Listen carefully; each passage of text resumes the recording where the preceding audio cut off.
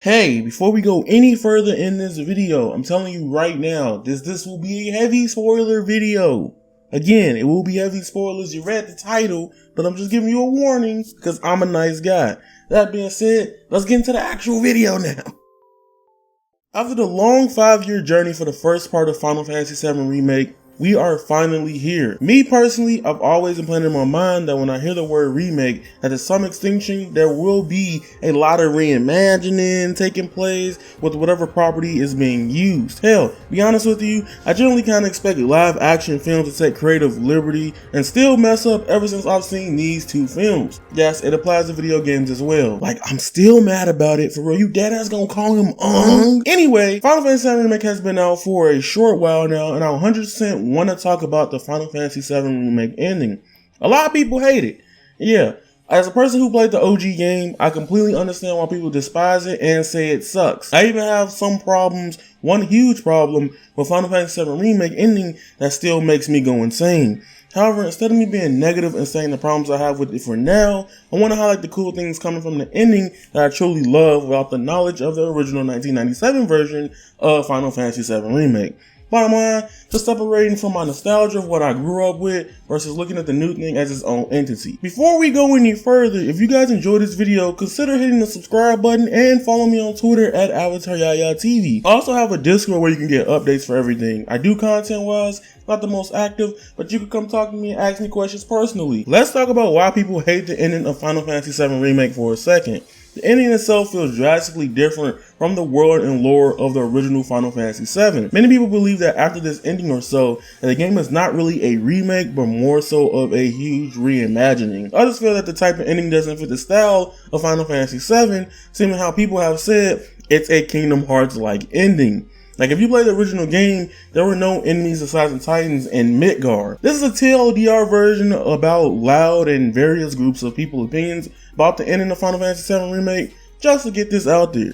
I'm not even talking about the story stuff just yet. But now, let me tell you a few reasons why I love the ending to Final Fantasy VII Remake. Well, especially Chapter 18, Destiny's Crossroads. First things first, I want to touch on the boss battle, the bike section. I love sections like this in video games. Moments where the gameplay changes completely from what you're normally used to from the gameplay. The problem here would have been for me if the bike controls were awful. Then I can understand the hate train it could probably get. From my experiences, the bike controlled beautifully. The problem is, in today's gaming climate, everyone is not going to like the bike section in the game, or if it ended off there, because it'd just be weird. For many newcomers, people would have just been upset. As much as I enjoy the bike section in Remake, it is very gimmicky and will leave many people, again, pissed off. Think about it. Most final bosses in video games are a test of your overall knowledge or game knowledge of everything in the game and testing your application of skill. If this would be the final boss battle, it will overall feel very anticlimactic for many. If you play through Final Fantasy VII Remake, you know the only other time you ever play via bike is Chapter 4, Mad Dash. The amount of time between you actually doing that or being on a bike is literally 14 chapters. You probably already forgot how to play the bike at that point a long time ago. The next thing I truly love about the ending of Final Fantasy VII Remake is Barrett's last speech before walking into the Arbiters of Fate portal. I guess that's what I'm going to call it. For me, it kind of foreshadows what is coming to Final Fantasy VII Remake Part 2. In the end scene, Barrett says, "Wouldn't be the first time I spit in Destiny's eye." If you know the lore of OG Final Fantasy VII, Barrett had a very tragic backstory about his life before the first Mako reactor with Cloud, and basically how he cheated and survived destiny and death. Final Fantasy VII Remake already did an outstanding job at this point with Barrett and other characters that are not just Cloud, Tifa, Aerith, and some of the villains. However, I feel like with Final Fantasy VII Remake, Barrett is a perfect example of a person of color character in a video game with wonderful writing, and they fleshed them out even more. I will say the only thing about the ending of Final Fantasy VII Remake I kind of disliked at first is the inclusion of seeing Zack. Don't get me wrong, Zack is an amazing character, but he really shouldn't be there for reasons.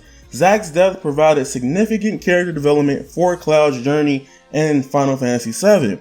I was confused and hyped via my reaction. However, this could affect Cloud in multiple ways. It could make some people see Cloud down the road again and say, "Oh my god, he's just emo throughout the whole Final Fantasy VII Remake series." Somebody gonna say that on Twitter, I swear to God. Or it could potentially harm many parts of Cloud's character and affect the writing overall. However, I thought that way until I get to a point later down in this video. This is where a lot of people will either agree or disagree with this video whole entirely. Sephiroth inclusion, yes, is weird, but to me, it's also very good. In OG Final Fantasy VII Remake, we really don't see much of Sephiroth until later on, more so down the road with many Genova flashes and learning about where his true body actually is. To be honest, you don't even really fight Sephiroth in the original Final Fantasy VII until in-game. What makes me like Sephiroth inclusion in this is that it foreshadows again what could be coming next in an inevitable battle that will happen between Cloud and Sephiroth. However, it's a little bit more than that. I've been asked on December 15th, 2019, because I thought about it, would you be upset that Sephiroth boss battle is not in Final Fantasy VII Remake? Sephiroth at this point is one of the gaming's most iconic Sephiroth at this point is one of gaming's most iconic video game villains, period. If you ask somebody about a video game villain, they're gonna say a couple various different choices, but 9 times out of 10, somebody is going to say Sephiroth. He is a very iconic character in general, not only to gaming, to like gaming writing, to entertainment, period. Anywho, when I asked that on Twitter, all the responses were mixed, and at that moment, I knew Square Enix was going to do something different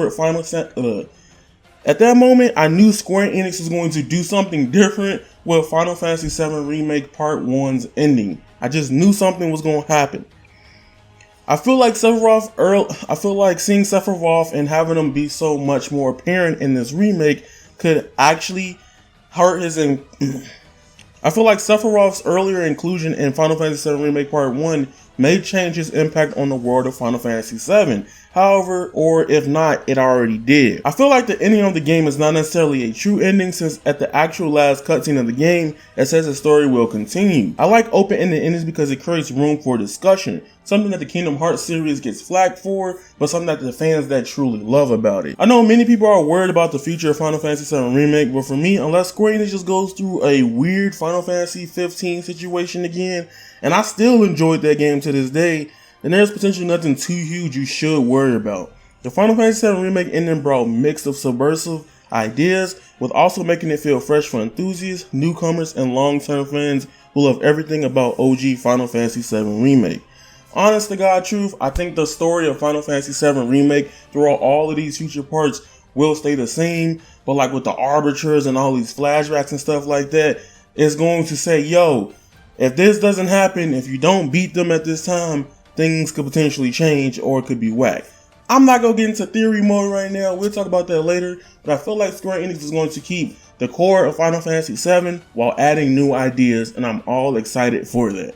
That being said, it was one of the funnest endings I had out of a Square Enix game in probably 10 years. Yeah, that's just my take on it. I could just sit here and say, yeah, I like the cutscenes, the animation, but not really. I want to be a little bit more symbolic with it with y'all.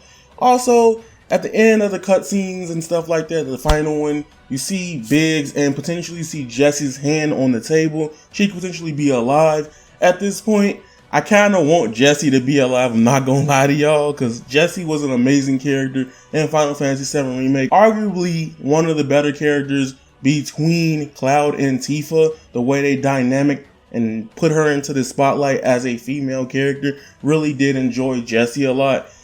But I don't think that's necessarily the case, and I'll talk about that in the future in another video as well. That being said, if you guys enjoyed this video, comment, rate, subscribe. Tell me how you guys feel about the Final Fantasy VII Remake ending. Did you think it sucked? Did you like the ending? You think it's fine? Do you think it's going to hurt overall Final Fantasy VII? Do you think Final Fantasy VII still is going to be okay? Give me your theories. You know, I already know. It's your boy Yaya. You guys are golden, and that is raw. Squalla. Peace.